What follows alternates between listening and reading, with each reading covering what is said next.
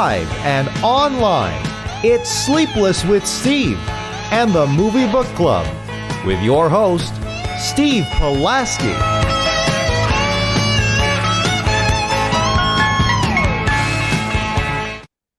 Back and better than ever, it's Sleepless with Steve, live and in living color on this Wednesday evening, coast to coast, wherever you may be, however you may be listening. Yours truly, Steve Pulaski, joined as always by my two very loyal men, Dominic Guanzon and Joe Viso, ready for a really good show today. It is I guess now second show of March because, we did have the show on the first last week. And I think you guys are kind of exempt from this, but would you believe out here in good old Eastern Iowa, we are getting another fucking Thursday snowstorm tomorrow. Another one. This is the fourth one over the last 5 or 6 weeks. We're supposed to get another 5 to 9 inches tomorrow. Well, we're actually about to get another Friday snowstorm. So it's taking a day. Okay, Yeah. It's taking an extra day to get out by you. And it's supposed to be the heavy stuff, which was responsible for screwing up my back weeks ago. Ooh, shit. So that I'm gonna have to take it really easy. But this screws up all my plans tomorrow because I was gonna go see Scream 6 tomorrow and then Champions on Friday since I can't see anything this weekend. So this my AMC Stubs thing is going to be a mess. I'm going to have to go and recalibrate that crap after the show. Man, I was thinking because tonight they have the fan viewing of Scream 6, and I was like, yeah, damn, I'm like, if only Sleepless wasn't on a Wednesday, I would go to that because I would love to get like the exclusive, because I got to see the poster they're giving away. I'm like, that's a pretty sick poster. I'm like, I kind of want it. I mulled over going because the closest it would be to me is in Davenport. Mm-hmm.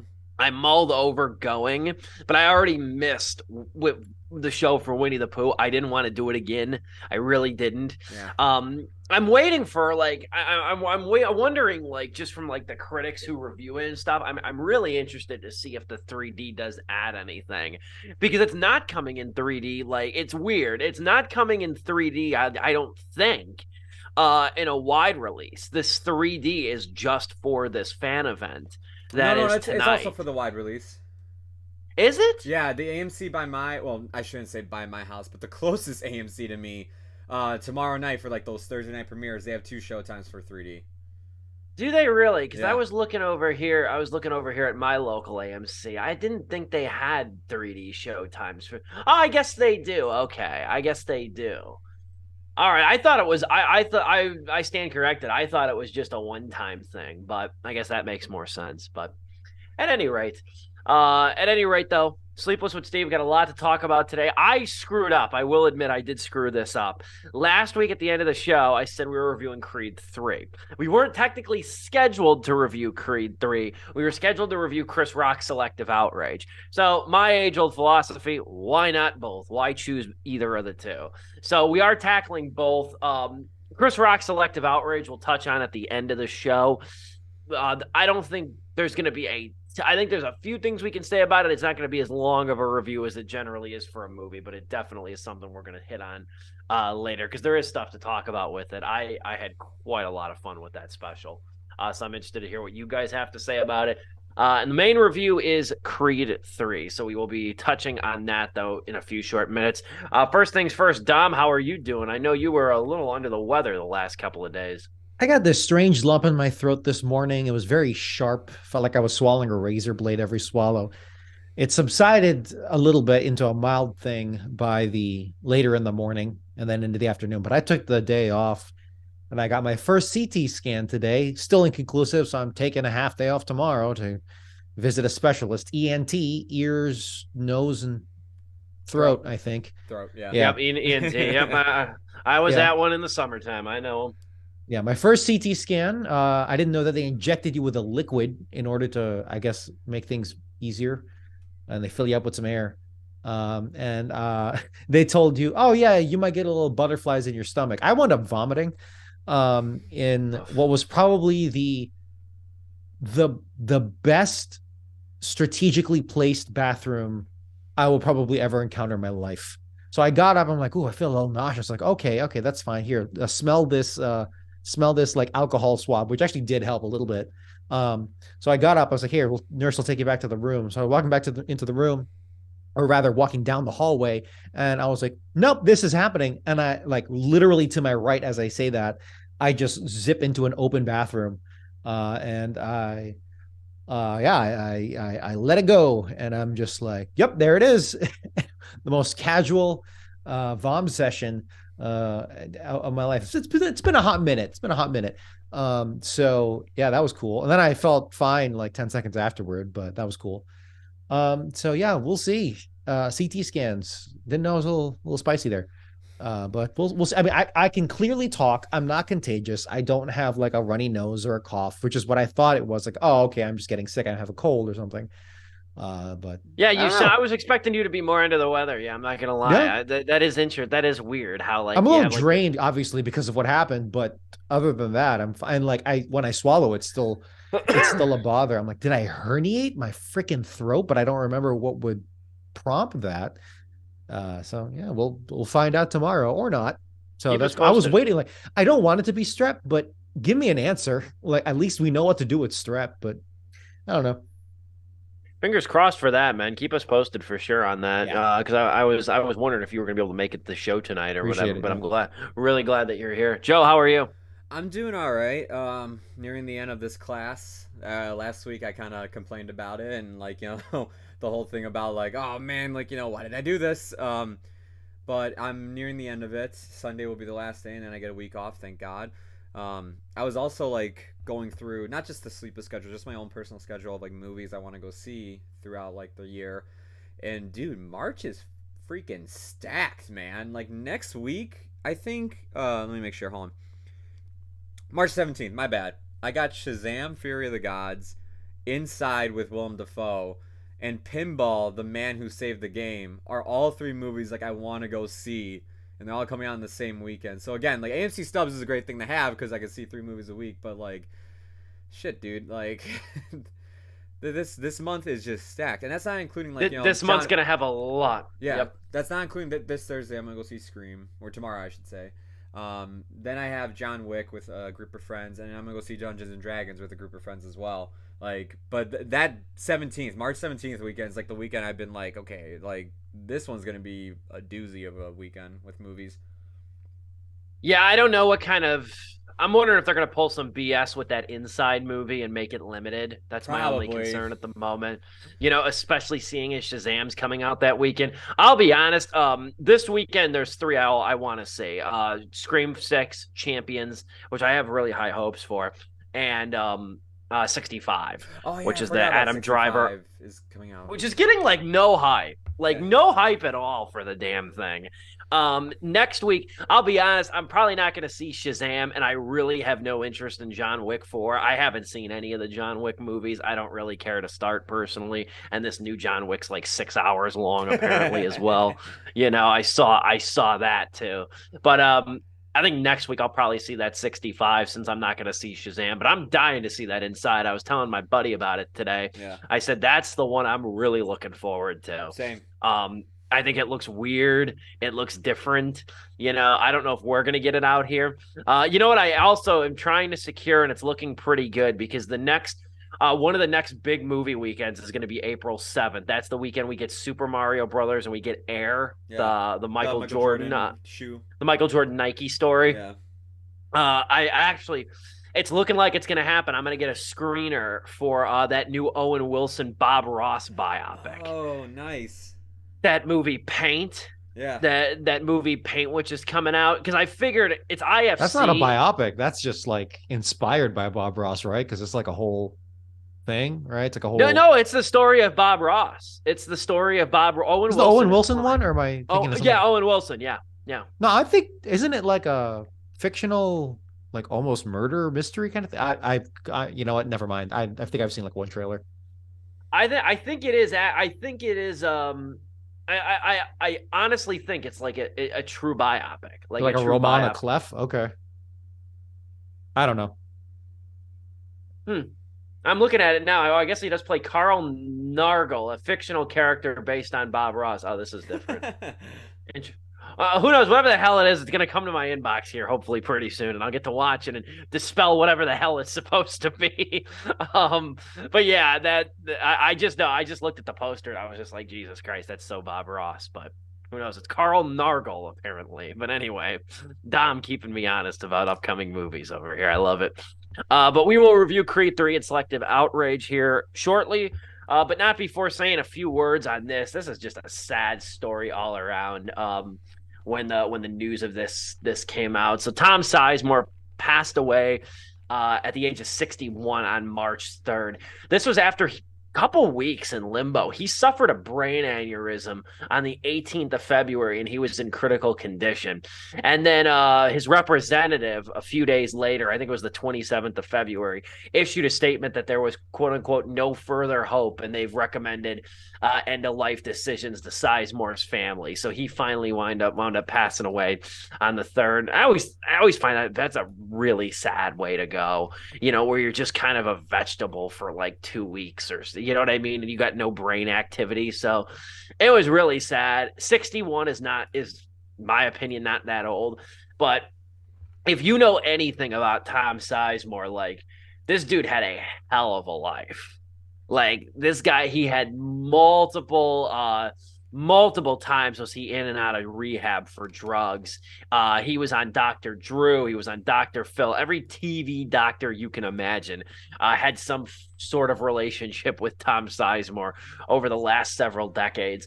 But obviously famous for his roles in several different movies, one of which we're actually going to watch on the show here in the coming weeks or so. Joe recommended Strange Days, which Tom Sizemore is in. We will watch that here soon. I remember him, one of my favorite movies that he was in. I always liked Harley Davidson and the Marlboro Man, which was from 1991. That is probably one of my favorite Sizemore movies. Obviously, you got Pearl Harbor, Saving Private Ryan, Black Hawk Down. The other thing I always remembered him was the voice of Sonny Forelli in Grand Theft Auto Vice City. Always remembered him as Sonny Forelli. Had a really distinctive personality for that character. And I also thought it was really sweet that Rockstar posted a nice little eulogy about him, or a nice little, like, blurb about him in memoriam and such. We'll probably wind up seeing his name at the Oscars as well in the in memoriam section. I have every belief that we would. But yeah, sad to note about Tom Sizemore. Wanted to say something. We'll go Dom then Joe if you want to just add anything on about Sizemore in general. It's a tragic life because apparently, according to Wikipedia, he'd been battling drug addiction since age 15, and that shit stays with you. Just a roller coaster of that, ups and downs, relapse after relapse, supposedly, and just driving him into some bad stuff. Anything you can, every story that comes with an addict, it's pretty much what Tom Sizemore had been experiencing. But for me, I'm a big war film guy, so all the war film nerds on YouTube and all over, they love him for Saving Private Ryan, of course, for Black Hawk Down and various other things. His filmography is large. He is he was a working actor up until supposedly the very end, and there's plenty of stories circulating, unsubstantiated, unconfirmed stories on forums of saying like, yeah, he was messed up, but when he showed up for work, he actually was doing work, and it's just that battling of his demons, lots of demons, all of his life. So yeah, he was no angel, but he was a working actor, and what he left with us was very, very fun to see. The Saving Private Ryan, especially, he's like, people have called him like the heart of that film, which I'm not opposed to. That's a cool take, but yeah. Well said, Joe. What say you about Tom Sizemore? As Steve was saying, I mean, I never realized how many projects he was in until, unfortunately, what happens most of the time is when one of these actors passes away, and I'm just like, oh, dude, he was in Natural Born Killers, he was in Heat. I'm like, oh yeah, he was Tommy in Sorelli in Vice City, and it's just like the amount of times I'm just like, oh crap, I really did not realize how many times I saw Tom Sizemore. As Steve pointed out, I saw him recently in Strange Days, and I was like, oh yeah, I'm like, Tom Sizemore. I'm like, dude, he's in almost everything, and it's just I never just realized how much I actually mean when I say he's in everything. Um, yeah, no, it sucks to see that we lost another good one at a young age too. I mean, 61 or 64. Um, it was 61. 61. Okay, so Wow. Yep. yeah, way too young, man. Way too young and good of an actor to lose at this time. Yeah, it's very sad news. Definitely. I had a conversation with my boss too about him. When it was announced that he was going to be taken off, or when the family was encouraged to start making end of life decisions and stuff. Just really sad. It's like and again, like Joe said too, one of those actors too that you really forget how much you've seen him. You know what I mean? You've seen him. He's been in a ton of different movies over the years. You almost forget like how much he actually did. He had so much under his belt. So rest in peace Yeah. to Tom Sizemore. Sad life, but leaves behind a lot of great movies and performances in a handful of award-winning movies as well. Moving forward, Creed 3. Dom, I can't remember. Did you watch the first two Creed movies? One, but not two. Okay. I Okay. loved one, and I guess two just escaped me. I will say that the Creed movies, I think Joe and I are pretty similar in lockstep on our feelings on the franchise as a whole. But I'll let him tell his sort of relationship with it when the time comes. But I've thoroughly enjoyed the Creed movies. I've looked forward to them. I think that they're an example of, like especially the first one, like where this is where like the lines blur. Like they are kind of legacy sequels, but they also are strong enough and stable enough to really stand on their own. And I think this one right here is probably the best of the three at the moment. Wow. This is the one. This is the one that cuts the Rocky umbilical cord. That's how I put it in my review. And I have nothing. I have nothing against Sylvester Stallone. I have nothing against Rocky. But it was damn time now Yes. for Adonis Creed to have his own story out of the Rocky shadow. And I don't think it's a coincidence that this is the best story of any of the Creed movies. I think considerably. This one revolves around the reemergence of Adonis's childhood friend, Damian Anderson, played by Jonathan Majors, who really has like a sharp heel turn performance, especially after we just saw him in Ant-Man and the Wasp: Quantumania. He was also in Devotion over Thanksgiving. He's really had like three strong performances in a row, and I loved him here. But Majors plays Damien, who re-enters Creed's life after I think, 18 years in prison.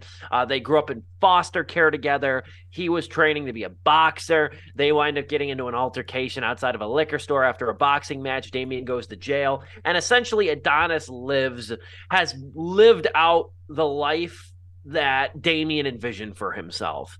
And now he is like at the age where most boxers retire, but he wants to get into boxing.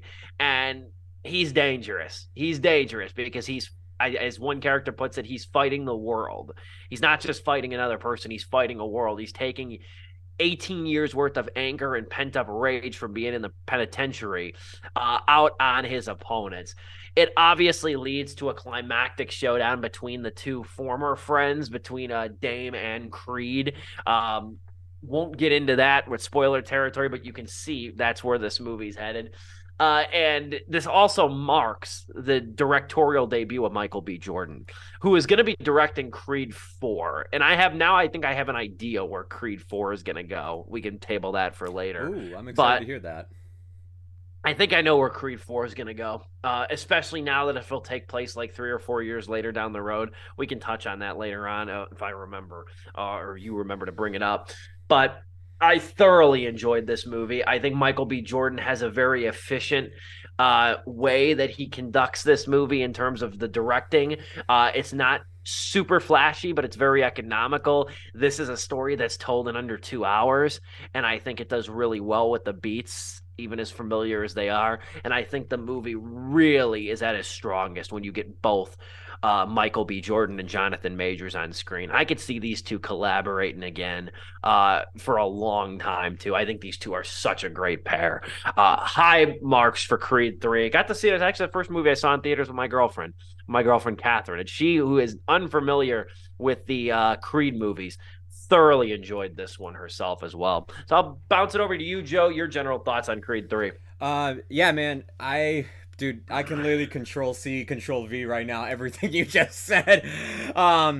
Yeah, I've felt the same way, almost the same way about the Creed movies as you had.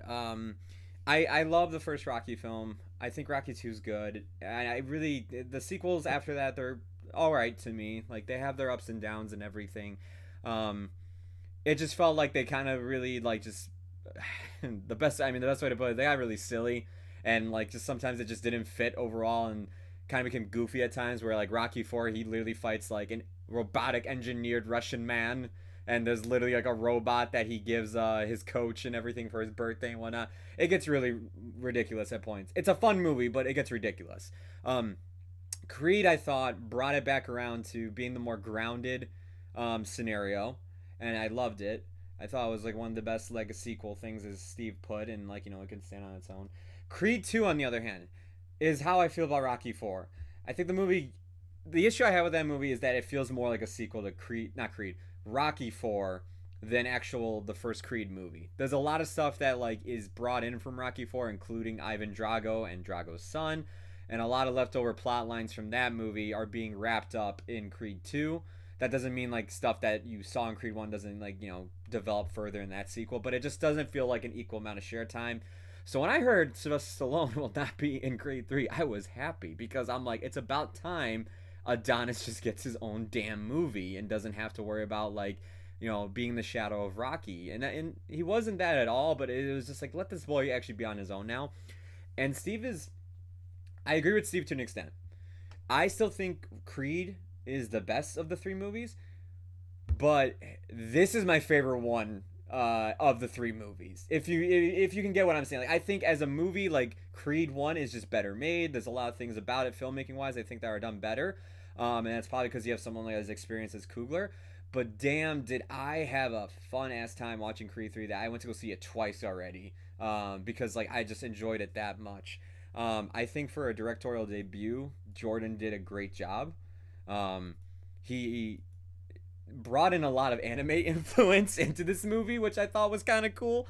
I thought like when I heard that, I was like, oh boy, I'm like Michael B. Jordan's gonna show his nerdy side, and it's gonna come out and everything. But no, there's some shots, man. There's some there's shots. some really cool visual shots that's like reminiscent of Dragon Ball Z, Naruto. People were like pulling references all over the weekend on social media, like showing like where the inspiration came from. And visually, I think he has a very like beautiful looking movie here on his hands. There's a great shot where Damien and Adonis are having a conversation in the locker room before Damien goes out and has his first fight, and it's like they're almost on the edge of reconciling this beef between them during this conversation. But then Adonis gets up and leaves, and as both of them are leaving, they both kind of look at each other through the wall, as if like okay, maybe I should turn around and like say, hey man, can we talk about this real quick before I go out there? And they decide not to, and they keep walking, and then from there is where like the real conflict of the movie actually like starts. And there is a moment I'm gonna quote Double Toasted here. There's a moment where Michael B. Jordan literally puts on like a little beret and makes like an art film during like one of the boxing matches that I thought like the fights in Creed 1 to me are filmed better. They're more exciting. They're choreographed better. That's not saying Creed 3 doesn't have that. It does. But Creed 3 to me has a really cool climatic fight where they did something really unique between the two adversaries here, where it was like, okay, like these two are friends and we're going to have them duke it out, and we're going to do something pretty interesting about the fight that like is reminiscent of many animes. And it's not like they don't go Super Saiyan or anything. It's just visually what they do. Like, it's like literally mano y mano. The world doesn't exist to them. I don't want to ruin it too much, but it's such a cool way to do like a fight between them. And I thought it was just shot so damn cool as well. but and yeah, just to kind of piggyback off of what Steve said, Jonathan Majors, man, holy shit, dude, what a performance again! Like this dude, from the time I saw him in Lovecraft Country, I was like, and then The Last Black Man in San Francisco, I was like, dude, this guy's. I hope this guy goes somewhere. When I heard he was like joining Marvel, I'm like, okay, I hope that gets him like more in the spotlight. And I saw Devotion. I was like, okay, please, like, get him a juicy ass role, please, something dramatic. He can like be on screen with somebody. This is the role I've been waiting for him. He kills it here, man. And when I saw this weekend on Variety that like Michael B. Jordan even said, I want to work with him again. I want this to be like Robert De Niro and like what's it called? Oh my God, Al Pacino, not Al Pacino, Robert De Niro and Joe Pesci. Joe Pesci, yeah, that. I think he said Al Pacino though, which is perplexing because didn't they work together on like 1 or 2 movies? I think just but two. Regardless, yeah, pretty much. I think just 2. I think it's just 2. Oh, 3 now, yeah, with the Irishman, yeah. But it's just like, dude, I'm so down for that. Like, anytime if these two are going to be in a movie together, whether they be like, hero to villain, or they're both co-starring in something as like heroes or something, dude, I am 100% down to see that. Because yeah, every time they're on screen in this movie, it's when this movie works the best. I have minor gripes with the movie and one criticism that kind of stopped it from almost being a 4-star movie for me. That's how much I was enjoying this. But I'm gonna pass it over to Don before I get over to there. Sure. This was something I was really looking forward to for a bit, for like the past few months, because I am a sucker for Rocky movies. I haven't even seen all of them. I've seen like 1, 2, 4, and then Creed 1, and then this, which are probably the best of the best. So I'm told. 3, oh no, I saw Rocky Balboa, so 6. Before Stallone just started mess between Rambo and Rocky. That whole sequence of movies are just messed up, particularly Rambo. Anyway, that's a total tangent. Yeah, I'm still a fan of Creed, of the 2 that I have seen, of the 2 Creed movies that I have seen. Creed 1 is the best. Like, dude, that climactic fight and that scene where he gets knocked down by Conlon and then he gets back up with the mirroring of the important people in his life, and then here's Carl Weathers as Apollo real quick there, and then you get the Rocky trumpets, you get Gotta Fly Now. That is unbeatable. That one shot boxing match was incredible too. 100%. I think Creed may be the greatest Lego sequel of all time. I could see that. That'd have to be an extensive list that I compared to, but I think that's it for me. Just what it does with its existing characters and what it does for its new characters. What about Top Gun Maverick? Shit! Blew your load too early. Before that came out, I could easily say Creed. I still need to debate that one, but we're here to talk about Creed. I would say Top Gun Maverick and Mad Max Fury Road. I would not argue with that at all. But regardless, Creed 3.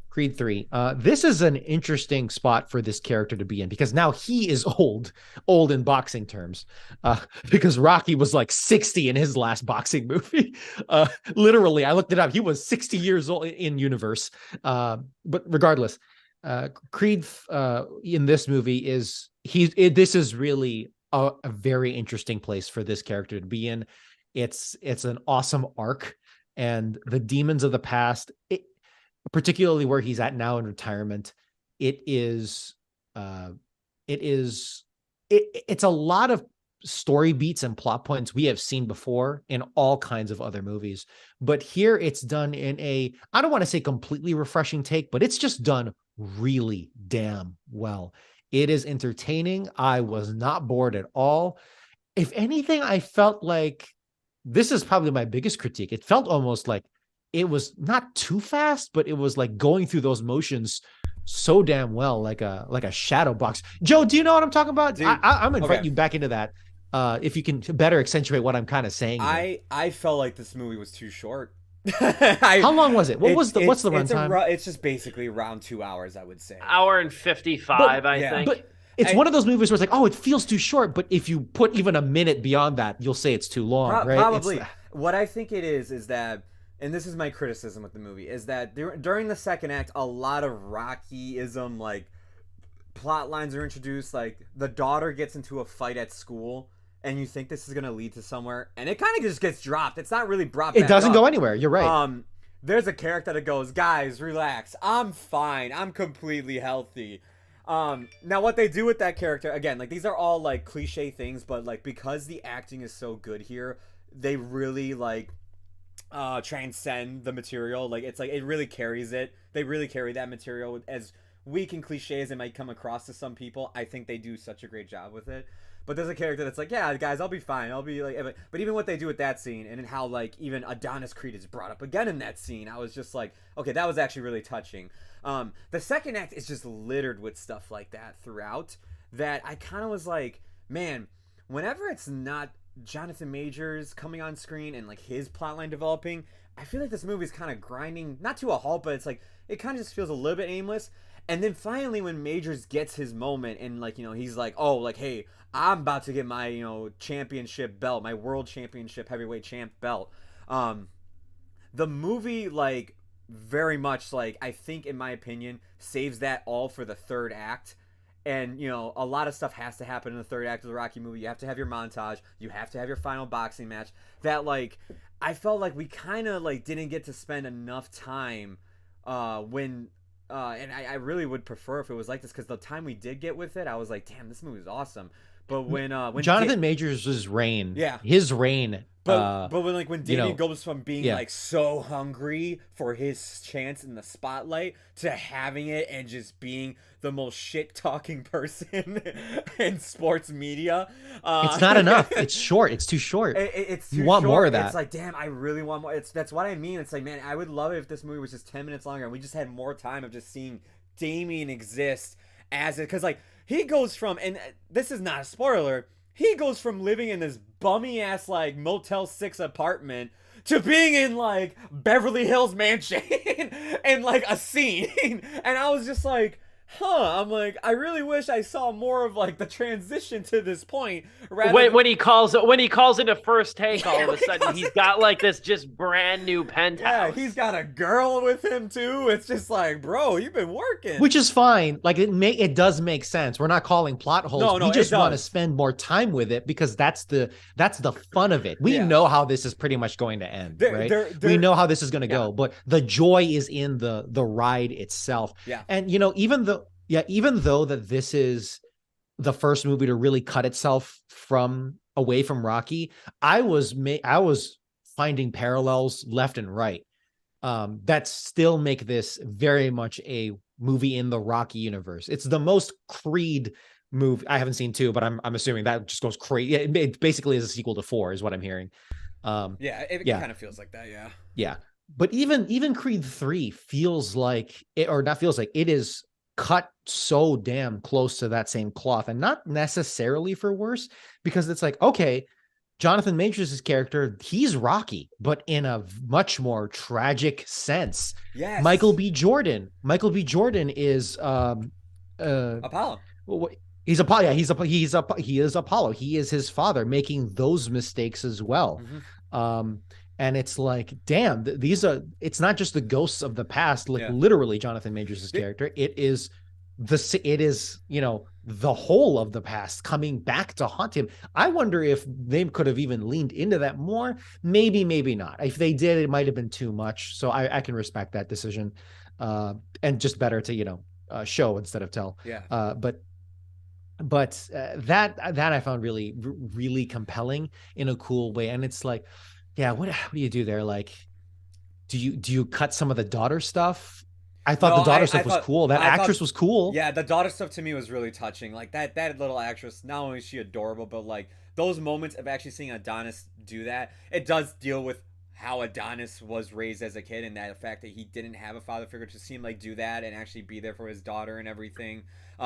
Again, like, I think they could have cut out the whole school bully thing. Like, that could have been taken care of, and just have it be moments of, like, them, like, you know, spending time with each other and whatnot, and, like, her maybe in some way teaching her, like, yeah, this is how I've just handled things throughout my life and everything. And I think Tessa Thompson, like, she's good in this. She has a lot to do.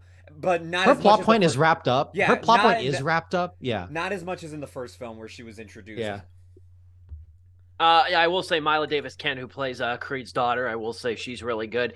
Here's the thing, like, no, I hear what you're saying about the whole school fight thing.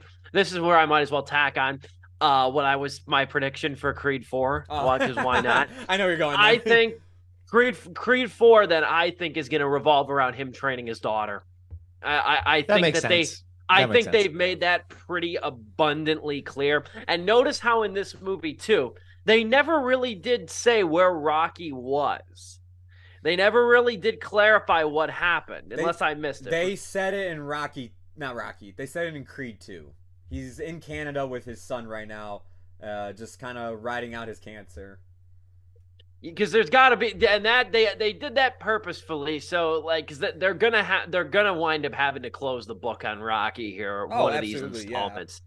Yeah, he's probably gonna die. I mean, as bad, sad as it'll be. I thought he was gonna die in Creed 2 because like he was nominated for an Oscar in Creed 1 and in Creed 2 because he wrote the story for Creed 2. He was like, all right, I'll die this time so that way I can get the Oscar. Yeah, I know. Yeah, when he dies, he'll get the Oscar. Then Stallone will get it. But yeah, I think Creed 4, he's gonna wind up training his daughter. I mean, if that's not the plot, then they weirdly spent a lot of time focusing on that for it to go nowhere. I see that being like maybe Creed 5 or something, maybe like the last Creed movie where he's like passing the torch off to her. Because I still think she's too young if they were to wait like 2 or 3 more years.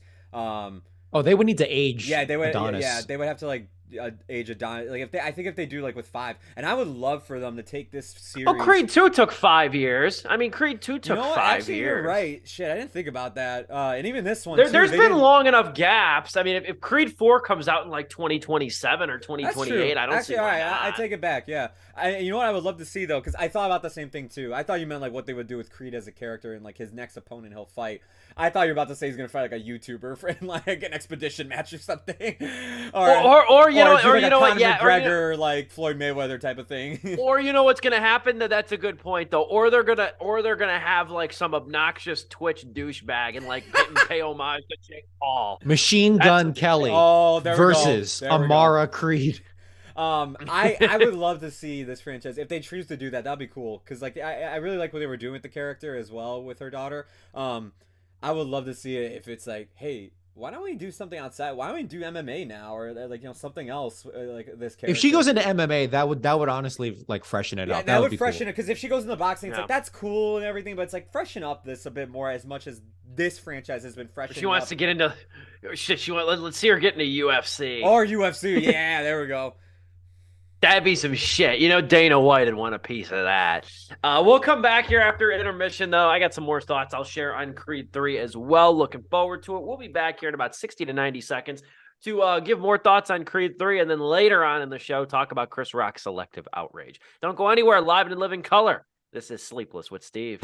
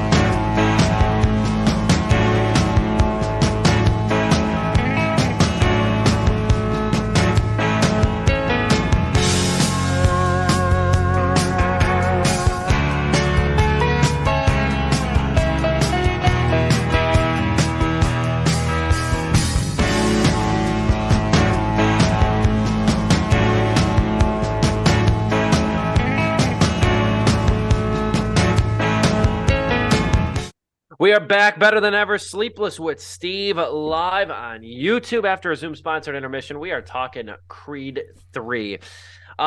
This is the first installment, first actually directorial effort of Michael B. Jordan. Also, I want to say the first writing credit for Keenan Coogler, the brother of Ryan Coogler. I don't know if you caught that during the end credits. That Keenan Coogler, he wrote this script along with Zach Balin. So Ryan Coogler still remains a producer. He directed the very first Creed movie. So you could tell that him and Michael B. Jordan are still longtime collaborators. I think there's a lot of urgency in this movie, though, and again, the word I keep using is efficient when it comes to Michael B. Jordan in his direction here. This is a movie that I think maybe certain moments like we were talking about with Majors, with Dame's character, getting kind of coming out of nowhere and really skyrocketing to superstardom out of nowhere. I think certain things like that maybe could have been more developed, but then that pushes the movie across the 2-hour bridge then and maybe becomes a 2-hour and 20-minute movie. I like the urgency of this thing. I like that this movie had a pace to it, had a brisk pace to it, that really I think heightened a lot of things and heightened at least the action on the screen and sort of the fighting scenes that did take place. Yeah. And I also really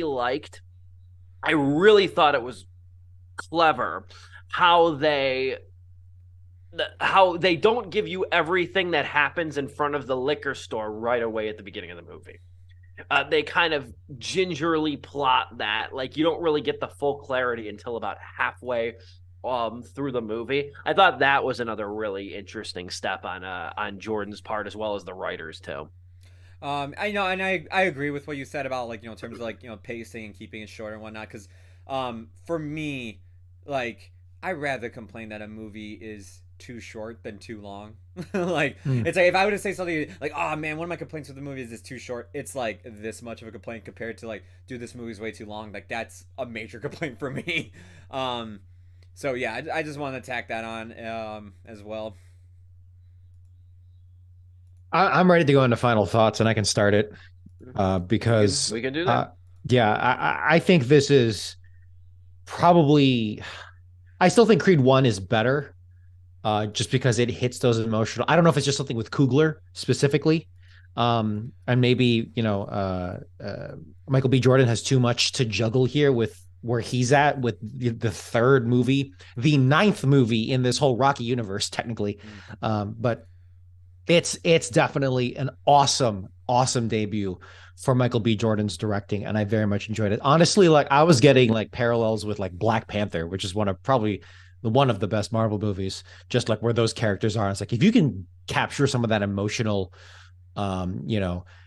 take where Jonathan Majors' character is where Michael B. Jordan's character was with Killmonger, etc.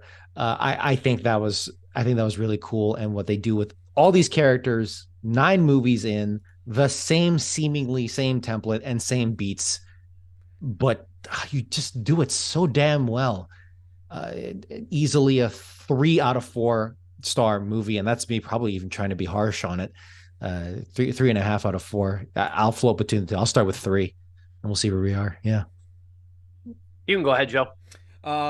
If you're looking to watch all the movies, they are now streaming all on Amazon Prime. This one will probably be on there very shortly as well. By the time you get through all 8 other movies, it'll probably be on there. But for me, what would you skip? Real quick?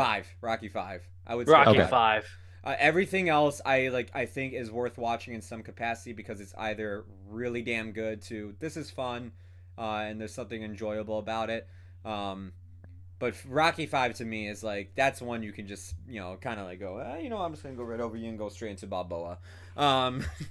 Everything we've been saying here, I mean, this is probably one of the best movies I've seen this year so far. I know it's not saying much, we're only in March, but could this be a potential top 10 for me? Possibly. Depends on how the rest of the year turns out, because I was so invested in this movie. I was having such a great time.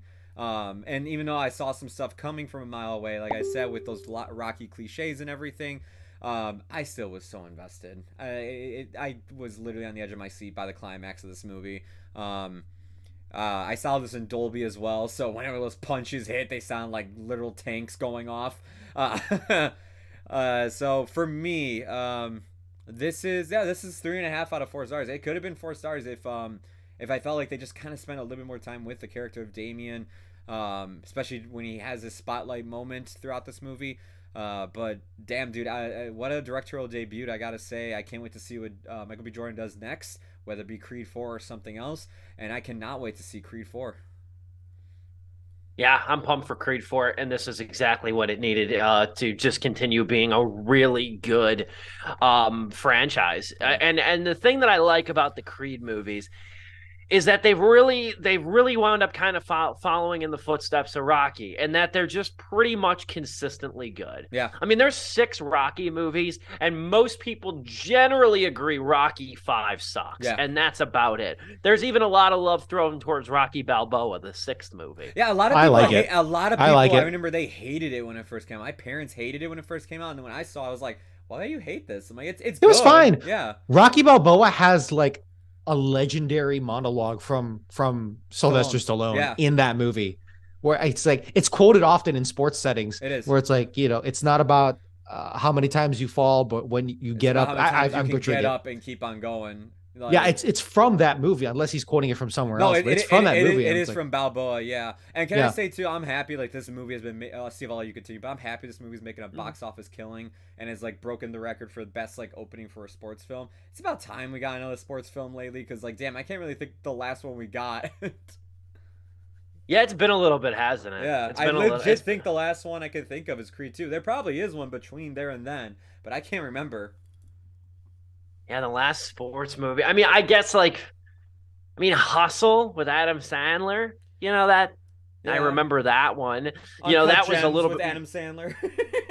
That was more of Hustle, though. Was more about sort of the business and the drafting and like trying to find the next like Giannis or whatever. Yeah. But it had actual sport like NBA stars like Anthony Edwards. Oh and wait, everything. there's that Ben Affleck movie that came out in 2020 before theaters shut down. The Way Back. Oh yeah, the way back. Yeah. Yeah, I like that one where he's an alcoholic basketball coach at a Catholic school. That was pretty good. Yeah. That was pretty good. Yeah, that was in theaters for like a week before they shut down. I still have my ticket stub though. I was there to see the way back and onward in theaters that week. But at any rate though, no, I thoroughly enjoyed Creed 3. I think it's immensely elevated by the really phenomenal work that is done by Jonathan Majors and Michael B. Jordan together. I think this is a promising start to his directorial career as well. And I'm also really looking forward to seeing I think he's going to be working with the Creed movies from here on out for a little while. But I'm interested too, like if Michael B. Jordan's got like a smaller movie in him, you know what I mean? Like a more of a character drama, almost like a Fruitvale Station. Yeah. What gave him his start. I would like to see him do something like that. That's another day. That's another review. It's 3.5 out of 4 for me though. Thoroughly enjoyed Creed 3. Really happy that this franchise continues to be interesting, compelling, suspenseful, well acted, really all the above. I think it's following the Rocky I think it's following in the franchise or in the footsteps of the Rocky franchise quite beautifully. Shall we move forward? Yes, absolutely. I didn't know if we had any other No, anything sorry. else to anything else to add to that. No, it's all good. So we will move forward. I'm actually just briefly here scheduling. I think I'm gonna watch the Rocky movies again later on this year. I'm also doing Probably- a montage. Not montage. I'm also doing a marathon of them as well later this year. I'm gonna do it in September. I think I'm gonna rewatch all 6 of them. I'm gonna rewatch all 6, go back and stuff because Rocky, I think, was one of like the OG reviews I ever wrote, like probably back in like 2011. So that review has to undoubtedly suck by now. Of the Rocky movies, though, which one is your guys' favorite? Before we jump into Chris Rock. I like the first one a ton. I really admit. The third one too. I remember the first one and the third one really resonated with me. Because the third one is that Clubber Lang. I'm trying Clubber Lang. That's what I thought. That is Clubber Lang. The fourth one's Ivan Drago, Yeah. right? It's Clubber Lang. It's Apollo the first 2, and then Clubber Lang, and then Ivan, and then there's 5. Yeah, Ivan Drago or Rocky 4 wasn't bad either. I liked Ivan No, Drago no, as a villain. Ivan Drago is a cool villain. Like that's I think what makes Rocky 4 so much fun to watch is like Dolph Lundgren's line delivery of like I must break you, and like if he dies, he dies. Yeah, there's a lot of good that come out of Rocky 4. What about you, D? Rocky. I like. Are we? I'm sorry. Are we focusing It's just specifically on Rocky? Yeah, not the Creed. Just Rocky. Because if it was that, I'd probably say Creed. Yeah. The sheer ridiculousness of 4 is just too much to pass over. The fact that like this Soviet audience is cheering for Rocky Balboa, the gall of that movie to even suggest that the feasibility of that is so stupid. It is so freaking Reagan. It hurts. Uh, like it's so freaking dumb, and that's kind of why I love it. Like the audacity of that movie to do that is so that is a thing that happened. It's so Cold War. Yeah. No, for me, it's the first one. But then I gotta be honest, like, yeah, 4 is just too much fun to pass up sometimes to watch with people and just see. You know what I want to watch actually? And I swear to God, we can move on to Chris Rock. During COVID, he re-edited Rocky 4, and apparently it's better now. It's called Rocky 4 Drago versus Rocky Cut. And apparently it's like a way better movie. It's way more serious. I vaguely remember hearing about that. Like, and that's actually when I do my marathon, I'm gonna try to find that version of it. I want to watch that version because I've seen Rocky 4 enough to where it was like, I could probably like remember like the back of my hand in like terms of like what happens. But I would love to see Stallone's like, hey, look what I did during COVID cut. Look what I did during COVID cut. Interesting. Yeah, I vaguely do remember hearing about that, though, a while ago. I'd have to see. Is it available? You can rent it on Amazon. I don't know if it's streaming anywhere for like with your subscription, but I know it's available to rent on Amazon. It's called, and I believe it is called Rocky 4 Rocky versus Drago. That is the name of the cut. If anything, just type in Rocky 4 Director's Cut and it'll probably pop up. Interesting enough. We shall move forward, though, talking about Chris Rock's selective outrage.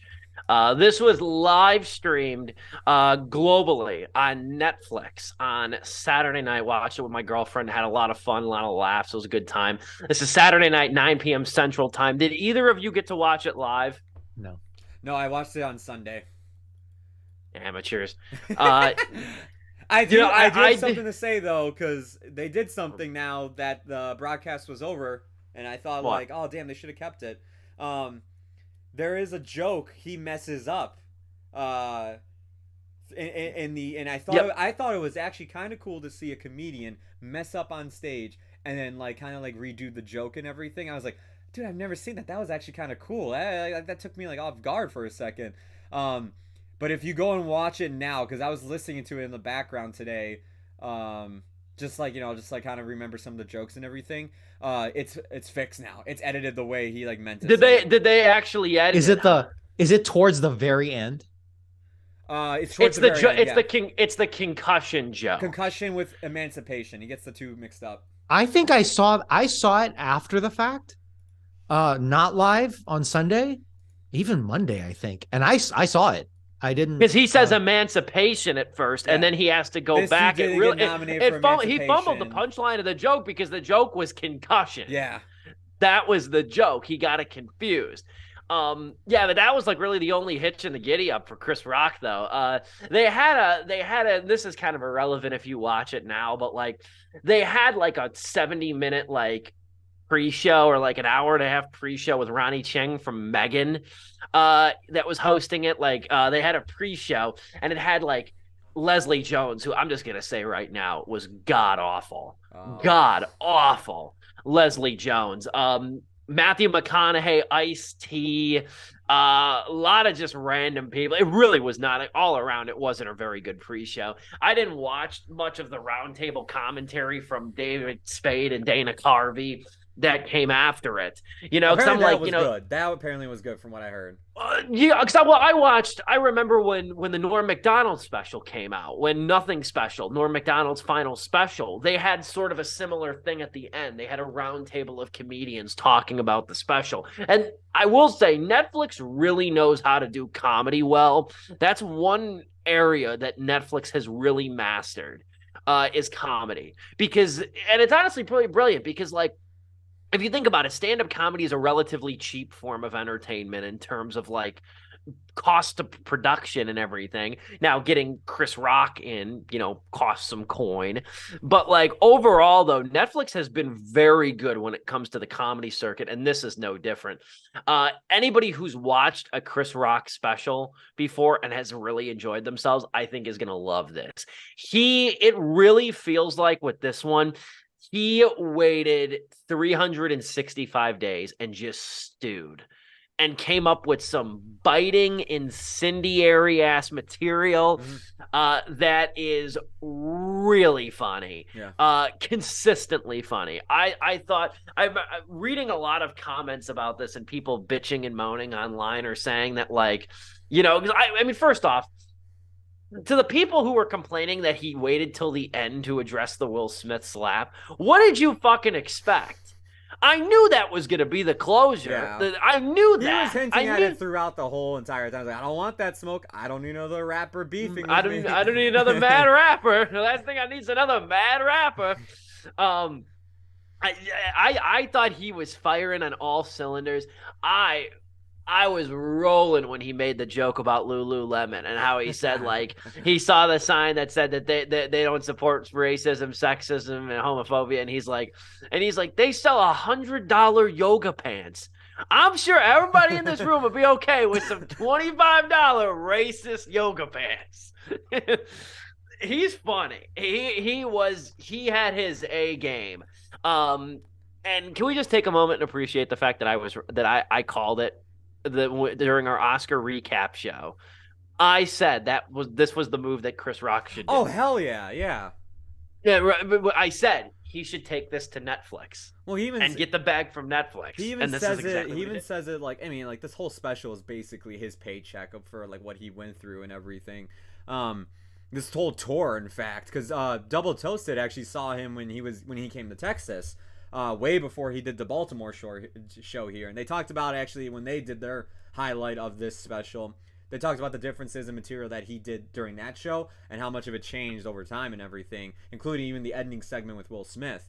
But, like, dude, yeah, I mean, the whole thing about him, he's like, well, I ain't gonna play victim. I'm not gonna go on Oprah or The View and be like, oh, he Will Smith hurt me and everything. He's like, no. He's like, I sat there and I took that hit like Pacquiao.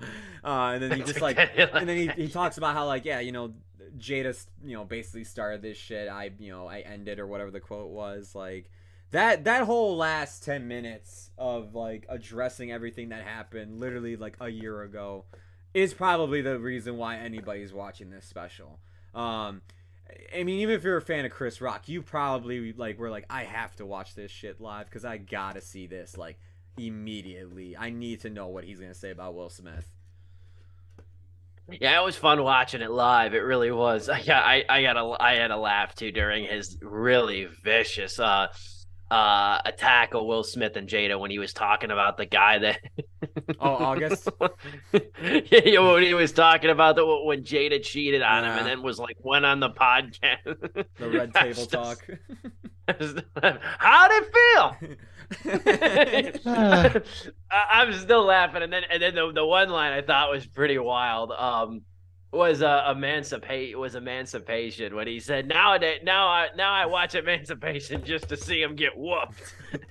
Rooting for Masta. I was like, damn. Rooting for Masta. I was like, oh my God. Man, he's funny, and he is right. Actually, my favorite joke throughout that whole thing was when he was like, "You can't tell these jokes at work." I was just gonna say that you can't tell any of these jokes at work, motherfucker. You can't tell any of these jokes at work. Same crime. One of them just got better songs. I forgot how much I thoroughly enjoyed and missed Chris Rock stand-up. Dom, what say you about selective outrage? As a member of the Church of Scientology, I actually did not enjoy this special all too much. Joking, of course, but this was my first Chris Rock special at all. Oh, okay. Yeah, I've watched other specials from legendary comedians like Robin Williams, Richard Pryor, et cetera, and more modern ones as well. My favorite has probably got to be Louis C.K., which I still stand by, but problematic, that dude. But I mean, yeah, I don't blame you for that. I think Louis' stand-up is amazing as well. I'm just His drawn to stand-up that is type terrific. more, which is also why probably I like Bo Burnham's Inside so goddamn much. But yeah, Chris Rock's this special particularly, uh, I obviously need to like explore more because he's clearly considered one of the greats. But it was a very slow start for me. It was a did it feel like some of that opening, the first 20 minutes, It 20 25 minutes, the it felt a little boomerish what he was doing there. the special got Like better as it went along for me. it did. The Lululemon stuff made me laugh, and but That then was good. there was like stuff like after that, and maybe even before that. I forgot what he opens up with, like, and maybe it is the Lululemons. Um, like that stuff, I was just kind of like, all right, yeah, like it does like have. I know what you're saying. I hate, like, the boomerish humor. I'm not trying to like really say that's what it came off as. I was still laughing, but it was like, like, I was kind of hoping that like for this special, like, this tour, he was gonna come out with like, stuff that like I feel like I'm not seeing like on Facebook at like comedy clubs from time to time. It wasn't until when he got to the Kardashian family, I'm like, now this is the Chris Rock I know. And the reason why that is, I think it's just the classic punch up, punch down kind of thing where Sure. it's like, hey, you can make fun of the Kardashians. That's almost too easy. Because they're just a rich ass family that's very easy to Yeah. make fun of. I also just love what like he did about Robert Kardashian. I was surprised by the OJ jokes. I'm like, wow, we're still doing this? Okay. But that's partially also part of a critique. It's like, really? We're doing Kardashian and OJ jokes? Okay, fine, That's whatever. where I did think some of it sagged a little bit Yeah. was the Chris Jenner Kardashian jokes It too. just felt a little boomerish. And I'm not like saying, oh, he was like committing hardcore transphobia or whatever. I'm not even close. It was fine, whatever. But it just felt boomerish, and part of what makes his generation of comedians so damn unforgettable, not that I've seen his specials, but others like him, I guess Richard Pryor is the generation before, but part of, for black comedians in particular, why they just are so damn good is because they've been under the thumb of this goddamn country for centuries, and seeing all of that erupt in Eddie Murphy's Delirious, in, Pryor and all that stuff. Yeah. And Rock, I'm sure if I were to listen to his previous stuff, the reason why it hits so well is because black people have had it so goddamn rough, which is why it's so, startling for me to wonder what's like, wow, really? Like, I like Chappelle, Rock, are you guys so rich that you guys can't like see what's happening in parallel for this new set of oppressed people? And Rock does say it's like, yeah, I'm all for oppressed rights, it's, or like, oppressed people's rights. All that. I'm not saying you shouldn't get your rights. So he does kind of throw that bone, but he could have just done other kinds of jokes. Again, I'm not saying he should get canceled. I'm not saying he's committing, hate crimes here or anything on the LGBTQ whatever community. I'm not saying any of that. It was just boomerish. And I'm going to posit this question to you guys, who I'm assuming have seen earlier Chris Rock special. Does he have a faster pace when he was younger? Did he have a faster pace when he was younger? Because it felt like he was slower than what I was expecting. Not that I have anything to compare it to for him. And it felt like he was repeating himself a lot. Chris Rock always has repeated himself a ton.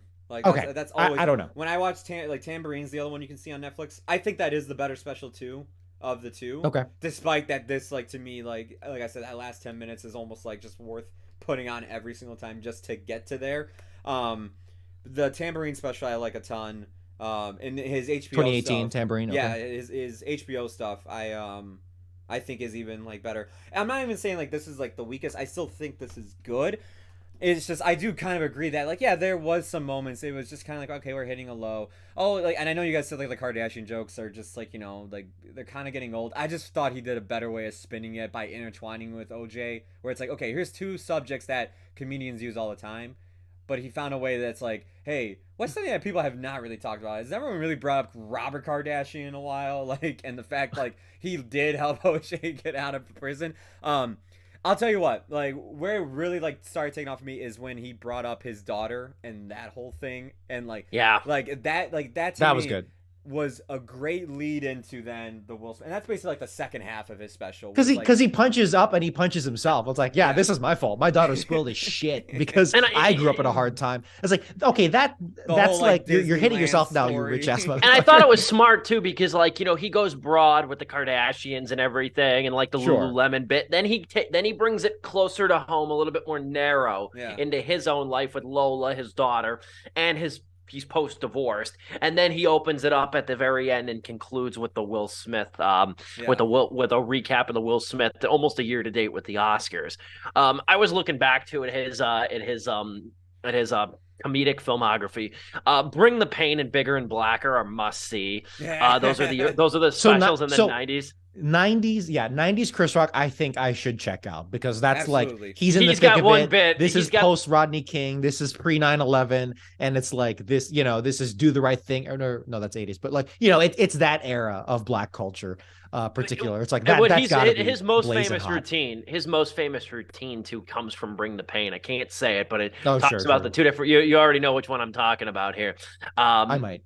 You know, it's the two different types of black people. That's they how they spinning. Yeah. Well, I was just like almost laughing just when you guys were talking, thinking about it again, because you know that song "First of the Month" by Bone Thugs and Harmony. I remember in his comedy special, he goes, "You hear this song "First of the Month" by Bone Thugs? They got these people out here singing welfare carols." He's funny, man. Chris Rock has always been electric. Yeah. Has always been a really good stage presence. And I thought, like, if anybody was going to be the first to do the Netflix special, to do the live Netflix special, why not him? Outside of him fumbling that one joke, there was no technical issues or anything. It had this kind of live urgency to it, which I liked as well. I thought it added to it. I wonder if, like, it felt, for me, the whole thing felt slower paced than what I was expecting because it was live. Like, do they cut, like, the editing?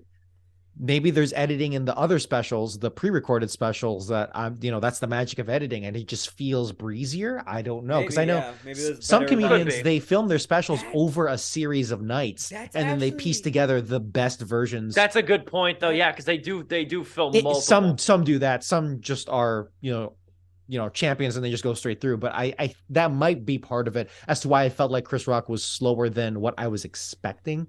I don't know. Just the pacing and I didn't consider that, but that is true. I sound like I'm getting super nitpicky here, but this is the art of stand-up, which I'm not an expert on. But pacing and like your timing and everything is like half the battle, is what I'm told and what I've read. So, and I feel that too. Yeah. Yeah, I thoroughly enjoyed this, though. It's 3.5 out of 4 for me. I had a lot of fun. I think it also probably helped, or at least my rating is relatively high.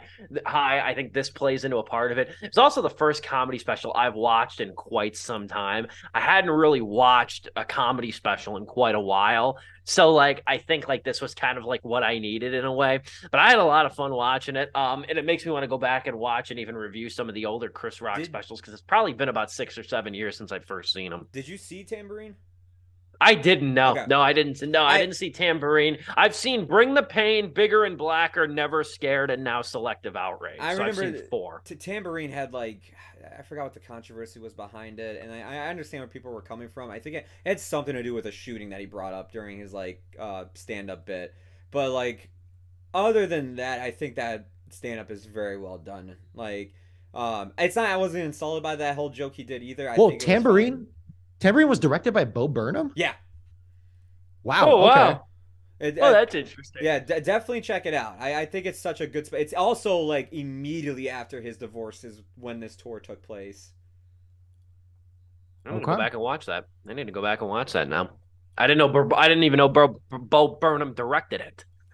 So that's even more fascinating. What are your guys' star ratings for Selective Outrage? Joe? I'm 3 out of 4 stars. Other than the few times that, like, I felt like it was going a little bit slow, I thought this was really well done. I thought, and of course that last 10 minutes is a 4-star, like, whole segment, man. I've listened to it so many times. I'll be in my car and I open up Netflix. I'm like, let me fast forward to 10 minutes and 18 seconds remaining. I have a timestamped and everything. It's just so damn good. It's like I'm not even like mad at Will Smith, but it's just like being like part of that moment where it was like seeing that happen live and everything. It was just so funny to actually finally hear like what the hell the guy had to say. But yeah, 3 out of 4 stars for me. Uh, should I be harsh? He's rich. He can take it. 2 out of 4 stars for me. Damn. Just because like it was a really, really slow start, and I have nothing else to compare it to. So I don't know. I think I'd like earlier rock better. Much earlier rock better. Again, this is coming from the guy where it's like, you know, Louis C.K. and Bo Burnham are like my baselines. Technically Dane Cook earlier on, but that's aged not greatly. But clearly a lot of white there. But I don't know. That's just really how I was feeling. Chelsea was there too, and we were just like, "Are you like not laughing?" I was like, "Yeah, not really." It's like, okay. The last 10 minutes that's really what everyone was waiting for, including me. And those did deliver. Those very much did deliver. All over the map for selective outrage, though, but Yeah. a very good Selective reviews. Selective reviews, indeed. Very good show, no less. I am super pumped, though, because next week, one of my favorite shows, and hopefully it can't get much lower than last year's Oscars, even beyond the slap. We all talked about how last year's Oscars who's hosting. Is anybody hosting this year? Jimmy Kimmel. Or Jimmy Kimmel. Oh, okay. The most milquetoast blase, whatever. Well, they had to go. They weren't going to get Seth MacFarlane after the bullshit that happened last year.